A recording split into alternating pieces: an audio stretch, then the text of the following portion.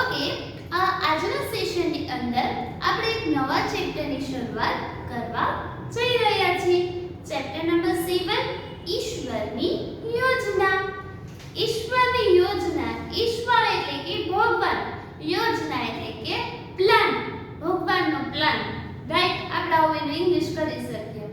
હવે આપણે આ ચેપ્ટરની અંદર છે ને એ ભગવાને આ બનાવેલી સરસ મજાની દુનિયા છે ને એના વિશે આપણે સમજવાનું છે. રાઈટ, તમને કોઈ દિવસ વિચાર આવ્યો કે ભગવાને છે એ માણસનું શરીર બનાવ્યું છે, તો કેટલું સરસ શરીર બનાવ્યું છે. બધાને એક સરખા શરીરના અંગો આપ્યા છે ને, કે કોઈનું નાક છે એ બહુ લાંબુ, કોઈની જીભ છે એ બારે લબડે એવી, કોઈનો હાથ છે સાવ આટલો, એવું ખરું. કોઈના દાંત અહીંયા હોય, એવું કઈ વિચિત્ર આપ્યું છે? કોઈને આપ્યું એવું વિચિત્ર? ના, બધાને છે કાન હોવા જોઈએ અહીંયા જ કાન છે, નાક હોવું જોઈએ અહીંયા જ નાક છે, હાથની સાઈઝ હોવી જોઈએ એટલી જ છે બધાની, છે ને? કોઈને વિચિત્ર આપેલું છે એમાં? ના, એક જ સરખી રચના છે દરેક મનુષ્યને આપેલી છે ને. એમની બનાવેલી આ સૃષ્ટિ એ પણ એટલી સરસ. નદી, સરોવરો, ઝરણા, વૃક્ષો, બરાબર ને, પશુ પંખી, જીવજંતુઓ એ પણ કેવા સરસ હે ને. તો કેટલી સરસ એનું આયોજન કેટલું સરસ હશે, બરાબર ને. તો આ પાઠની અંદર છે ને એ આપણે આવું જ કંઈક સમજવાનું છે કે ઈશ્વરની યોજના, બરાબર ને. તો બે મિત્રો છે એના વિશે આપણે આ પાઠની અંદર છે ભણવાનું છે. જોઈએ, હું 1 લાઈન રીડ કરતી જઈશ અને આપણે સમજતા જઈશું. સૌથી પહેલા, એકવાર બે મિત્રો સ્મિત અને હર્ષ મુસાફરી કરવા નીકળી આવે છે. હવે બે મિત્રો હોય છે, એકનું નામ છે સ્મિત અને એકનું નામ હર્ષ. હવે આ બંને મિત્રો છે મુસાફરી કરવા એટલે કે જર્નીમાં નીકળ્યા હોય છે. રસ્તામાં તેમણે એક ખેતર જોયું. ખેતરની બહાર પર વેલા ચડાવેલા હતા. એ વેલા ઉપર મોટા મોટા તરબૂચ અને કોડા લાગ્યા હતા. હવે આ બંને છે એ ખેતર, રસ્તામાં એમણે એક ખેતર જોયું, તો એ લોકો છે એ ખેતરમાં જાય છે અને આ ખેતર ઉપર છે ને વેલા ચડાવેલા હોય છે અને એ વેલા ઉપર મોટા મોટા તરબૂચ અને કોડા લાગેલા હોય છે. વેલા, તમને ખબર છે કે બધા છે એ શાકભાજી છે એની ઉગાડવાની રીત પણ અલગ અલગ હોય. કોક વેલા ઉપર થાય, કોક છે જમીનમાં થાય, કોક છે વૃક્ષ ઉપર થાય, બરાબર ને. બધું કઈ વૃક્ષ ઉપર જ ન થાય, નાના નાના વેલા હોય. તો કોડા અને કોળું અને તરબૂચ એના છે વેલા હોય છે લાગેલા. તો આ જોઈને સ્મિત બોલ્યો, હર્ષ, તું ઈશ્વરનો પરમ ભક્ત છે, ઈશ્વરની દરેક રચનાને શ્રેષ્ઠ માને છે, પણ મને ખામીઓ દેખાય છે. અહીં જો, ઈશ્વરે મોટા તથા ભારે ફળોને વેલા પર લગાડ્યા છે. ઈશ્વર ખરેખર મૂર્ખ છે.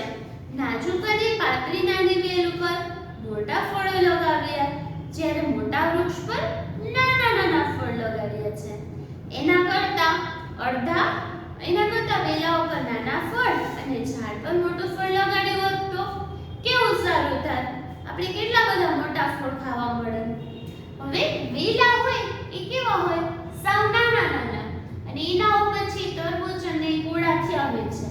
તો સ્મિત છે એ શું બોલે છે ખબર છે કે હર્ષ, મને ખબર છે કે તું તો ભગવાનની અંદર બહુ માને છે, તને તો ભગવાનની બનાવેલી દરેક વસ્તુ છે ખૂબ સારી લાગે છે, અને મને તો છે ને આ કોડું અને વેલ આ જોઈને, કોડા અને તરબૂચને જોઈને ઈશ્વરની રચનામાં કંઈક છે ખામી લાગે છે, કંઈક ભૂલ હોય એવું મને લાગે છે. તો એ કેમ એને એવું લાગે છે? તો એ એવું વિચારે છે કે મોટા મોટા વૃક્ષો હોય, ઝાડ હોય મોટા મોટા, એના ઉપર છે મોટા મોટા ફળો થતા હોત તો સારું હતું, અને નાના નાના વેલા હોય એના ઉપર નાના નાના ફળ થાય તો કેવું સારું. આવું હોત તો મને તો ભગવાનની રચના છે ને એમાં કંઈક ખામી લાગે છે. હવે ઘણી બધી વખત છે ને આવા પ્રશ્નો આપણને થતા હોય છે કે ભગવાન તમે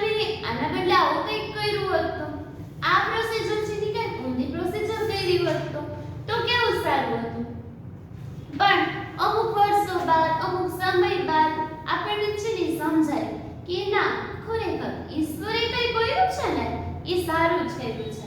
આપણને કેટલી બધી વાર છે ને એવું થાય કે ઈશ્વર તે મને આ નથી આપ્યું, તે બધાયને આ વસ્તુ આપી, તે મને જ આ વસ્તુ કેમ નથી આપી. આપણે કાયમ કમ્પ્લેન કર્યા જ રાખતા હોય ભગવાન પાસે કે તમે આમને આપ્યું, આમને નથી આપ્યું, મને નથી આપ્યું. તો આપણે ભગવાન છે ને જે કંઈ પણ કરે ને એ હંમેશા આપણા સારા માટે જ કરતા હોય છે. કદાચ એ વસ્તુ આપણને નહીં મળી હોય તો એમાં પણ છે ને એ ભગવાને આપણું કાંઈ સારું જ ઈચ્છ્યું હશે, એવું જ આપણે માનીને ચાલીએ ને તો બહુ સારું થાય. કારણ કે ભગવાને છે ને એ સરસ મજાની સૃષ્ટિ બનાવી છે અને એ સૃષ્ટિના જ આપણે પાર્ટ છીએ. તો આપણે તો ભગવાન પાસે શું કહેવાય, એમના બાળકો. તો હવે એના બાળકોને હેરાન થતા જોઈ શકે ભગવાન? ન જોઈ શકે. એટલે જે કાંઈ આપણા માટે કરે ને એ હંમેશા સારું જ કરતા હોય છે. જો હવે આગળ આપણે છે ને જોઈએ કે સ્મિત સાથે શું થાય છે. દોષ જોવાવાળો સ્મિત ટકલો હતો. જો તમને ચિત્રમાં દેખાય છે એક છોકરો છે ને એ ટકલો છે. કેવો છે? એક છોકરો ટકલો છે ને એક બીજો છે ટકલો છે સ્મિત છે અને બીજો છે એ હર્ષ છે. મને જો જાય છે દેખાય છે ચિત્રમાં? યસ. દોષ જોવાવાળો સ્મિત ટકલો હતો. સૂર્યની ગરમીથી હેરાન થઈ તેણે હર્ષને કહ્યું, મિત્રો આ વિશાળ આંબાના ઝાડ નીચે આરામ કરીએ. જો હવે આ સ્મિત હોય છે એના માથા ઉપર વાળ હોતા નથી, ટકો હોય છે. તો હવે એને શું થાય છે ખબર છે કે એને એકદમ ગરમી થવા માંડી. રાઈટ? જો એને કેમ ગરમી થવા લાગી, એકદમ સૂર્યનો તડકો છે એ કેમ એનાથી સહન ન થયો, એનું કારણ શું હતું? કારણ કે એના માથા ઉપર વાળ હતા નહીં. તો હવે આપણને સમજાય છે કે ભગવાને આવા વાળ શા માટે આપ્યા છે? સમજાય છે? એક તો આપણે સરસ લાગીએ વાળથી. વાળ વગરના સરસ લાગી? ટકા વ્યક્તિ હોય સરસ લાગે? ન લાગે. પણ વાળથી છે એ આપણું એક સૌંદર્ય પણ છે કે વ્યક્તિ છે એ સરસ લાગે. અલગ અલગ રીતે પછી આપણે એની હેરસ્ટાઈલ કરીએ, અલગ અલગ રીતે એને ઓળીએ તો એક આપણે સારા લાગી એના માટે તો છે જ. પણ બીજું તો કે સૂર્યની ગરમીથી છે એ આપણને રક્ષણ મળે એટલા માટે છે એ આપણને વાળ આપેલા છે.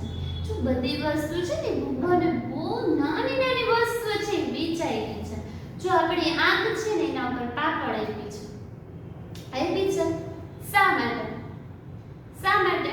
આપણી આંખ છે ને એને રાખી છે કેવી જગ્યાએ? એકદમ સેફ જગ્યાએ રાખી છે. તમે જોજો કે એકદમ પવન આવશે ને તો આપણી આંખ છે ને એમ બંધ થઈ જશે. કચરો ઉડશે ને તો આપણી આંખ છે એ શું થઈ જશે?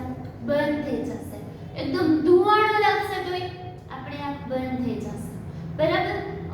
એવી ગરમ જગ્યાએ જશો જે એકદમ કંઈક ફ્રાય થતું હોય ને તો આપણી આંખ છે ને એકદમ આમ એકવાર આમ થઈ જશે, આમ એક પલકારો તો મારી જ જશે. શા માટે?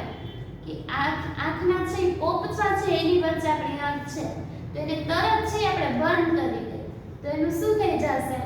રક્ષણ થઈ જશે. તો ભગવાને એકો એક વસ્તુ છે ને કેવી આપી છે? આપણને સમજી વિચારીને આપી છે. જો આપણી આઈબ્રોઝ છે એ શા માટે આપી છે? ખબર છે આપણી આઈબ્રોઝ શા માટે આપી છે ભગવાન આપણને? સારા લાગી વસ્તુ એક તો છે જ કે આપણે આપણા ઉપર છે એ પાણી પડે, રાઈટ? તો સીધું છે એ પાણી આપણી આંખની અંદર ન જતું રહે. ફોર એક્ઝામ્પલ પરસેવો વળે તો પરસેવો આંખમાં થાય છે કોઈ દિવસ? કોઈ આંખમાં પરસેવો થયો એવું સાંભળ્યું કે મને આંખમાં બહુ પરસેવો વળે? થાય? કોઈ દિવસ ન થાય.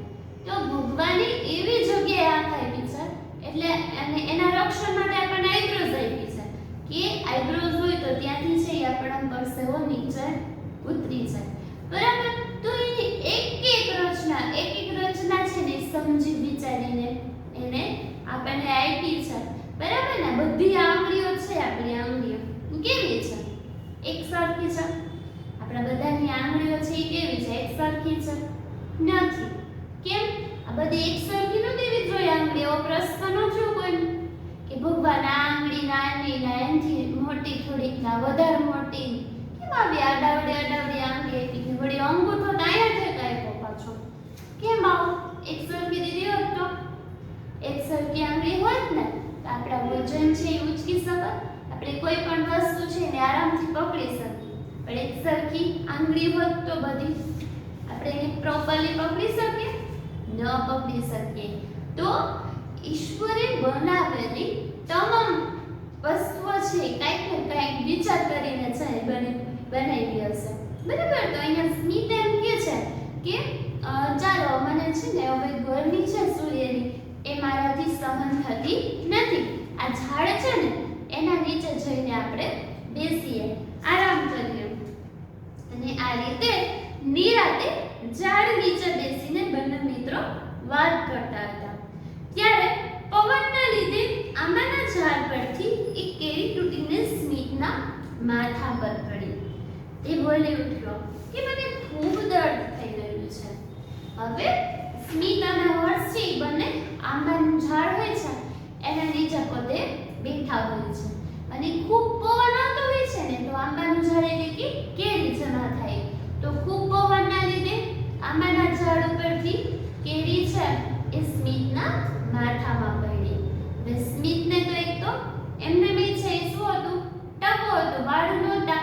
તો કેરી છે ઉપરથી એટલી મોટી પડી હોય તો ટક તે ખાલી પડે તો વાગે ખરા ને.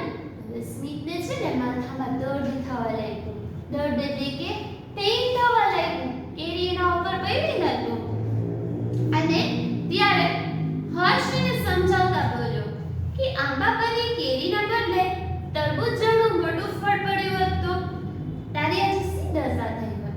કે જો આંબાની ઉપર છે કેરી તો સાવ કેવડી હોય, સાવ નાની નાની. હવે તું એમ કહેતો હતો ને કે મોટા ઝાડ પર મોટું ફળ, તો તારી જગ્યાએ અત્યારે તું સૂતો છો અને તારા માથા ઉપર છે તરબૂચ પડ્યું હોત તો શું હાલત થાત? આટલું મોટું તરબૂચ હોય, તરબૂચની સાઈઝ નક્કી હોય કઈ 2 કિલોનું હોય, 5 કિલોનું હોય, 7 કિલોનું હોય. એવું સીધું આપણા માથા ઉપર પડે તો શું થાય? આપણું માથું ફૂટી જાય, આપણે રામ રમી જાય. થાય ને?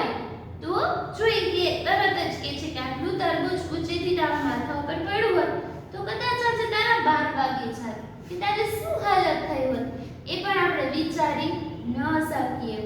તારા ટકલાના ટુકડા થઈ જાત કે તારા માથાના છે ને કટકા થઈ જાત જો આટલું મોટું તરબૂચ છે ને એ ઝાડ ઉપરથી પડ્યું હોત ને તો. આ રીતે કદાચ તું જીવતો પણ ન રહ્યો હોત. ખરેખર ઈશ્વર બુદ્ધિમાન છે, મૂર્ખ નહીં. હર્ષી પોતાની વાત સમજાવે છે. ઈશ્વર છે ને એ બુદ્ધિમાન જ છે. આજ એટલા માટે જો આવા સરસ ઝાડ બનાવ્યા છે એમાં આવડા મોટા મોટા ફૂલ રાખત તો એ ઝાડનો કોઈને ફાયદો થાત? ન થાત. કોઈ મુસાફર છે એ ઝાડ નીચે બેસી શકત? ન બેસી શકત. ડર લાગત કે ઉપરથી કંઈક મોટી વસ્તુ આવશે તો ખૂબ વાગી જશે. તો જો ઈશ્વર જે કાંઈ પણ કરે છે ને એ શું કરે છે? સમજી વિચારીને કરે છે. અને એમ કે છે કે ઈશ્વર તો બુદ્ધિમાન જ છે, મૂર્ખ નથી. હા હર્ષ, તારી વાત સાચી છે. ઈશ્વરની દરેક રચના શ્રેષ્ઠ છે. મને સમજાઈ ગયું કે વાડ પરના વેલા પર તરબૂચ જેવડા ફળ હોય તો કોઈને વાગવાનો ભય ન રહે. શું કે છે? હવે સ્મિતને વાત સમજાઈ ગઈ છે કે હા તારી વાત સાચી છે કે વાડ એટલે આમ નીચે હોય એમાં છે તરબૂચ જેવડા ફળ હોય તો સારું રહે, તો કોઈને વાગવાનો ભય ના રહે. આંબા જેવા વૃક્ષ પરથી કેરી જેવા નાના ફળ નીચે પડે અને કોઈને વાગે તો બહુ મોટી ઈજાઈ ન થાય. કેરી પડે તો આપણે હોસ્પિટલમાં દાખલ ન થવું પડે, થોડુંક આપણને ખાલી વાગે. બરાબર ને? એટલે મોટા ઝાડ ઉપર નાના નાના ફળ અને લીલા ઉપર મોટા મોટા ફળ. આવું શા માટે છે? કે જેથી કરીને કોઈને કાંઈ વાગી ન જાય. આથી જ ઈશ્વરે ઘટાદાર વિશાળ વૃક્ષોને નાના ફળ આપ્યા છે જેથી આપણા જેવા મુસાફરો અને પશુ પક્ષીઓ તેની છાયામાં શાંતિથી વિશ્રામ કરી શકે. આપણે જોયું ને કે આવા સરસ વૃક્ષ આપ્યા હોય અને મોટા મોટા ફળ આપ્યા હોય તો બધાને ડર લાગે, ભય લાગે. એટલે શું કર્યું છે ભગવાને? નાના નાના ફળ આપ્યા છે કે જેથી કરીને પશુ પક્ષીઓ છે એ બેસી શકે, મુસાફરો છે એને છાયડામાં છે નીચે બેસી શકે. આ રીતે હર્ષ બોલ્યો, સત્ય છે કે ઈશ્વરની દરેક યોજના બુદ્ધિપૂર્વકની હોય છે. અજ્ઞાનતાને કારણે આપણે બધા તેનું મહત્વ સમજવા માટે અસમર્થ છીએ. બાળમિત્રો, ખરેખર આ વાર્તા પરથી કહી શકાય, ઈશ્વર જે કંઈ કરે છે તે સૌના ભલા માટે જ હોય છે. તો હવે આ એક સ્ટોરી જોઈ એના દ્વારા આપણે કહી જ શકીએ કે ઈશ્વર જે કંઈ પણ કરે છે ને એ સૌના સારા માટે જ કરે છે. આપણને છે આપણે એટલી લાંબુ વિચારવાની છે બુદ્ધિ હોતી નથી. આપણે એની દરેક રચના છે એને સમજી નથી શકતા, પણ એમને કરેલી દરેક રચના, એમને આપણા માટે કરેલું કોઈ પણ કાર્ય છે એ હંમેશા શ્રેષ્ઠ જ હોય છે. તો આ રીતે આપણે જોયું ચેપ્ટર નંબર 7, ઈશ્વરની યોજના. તો આ ચેપ્ટર અહીંયા પૂરું થાય છે. હવે આ ચેપ્ટર છે બહુ નાનું હતું, તો એક જ લેક્ચરમાં પૂરું થઈ જાય છે. તો આ ચેપ્ટર છે એના પ્રશ્ન જવાબ છે એ આ સેશનના અંતે આપણે વર્કશીટમાં લખીશું. બાકી ટેક્સ્ટ બુકમાં રહેલી એક્સરસાઇઝ આપણે નેક્સ્ટ સેશનની અંદર કરીશું. ઓકે, તો આજના સેશન માટે આપણે અહીંયા સુધી જ રાખીએ. ફરી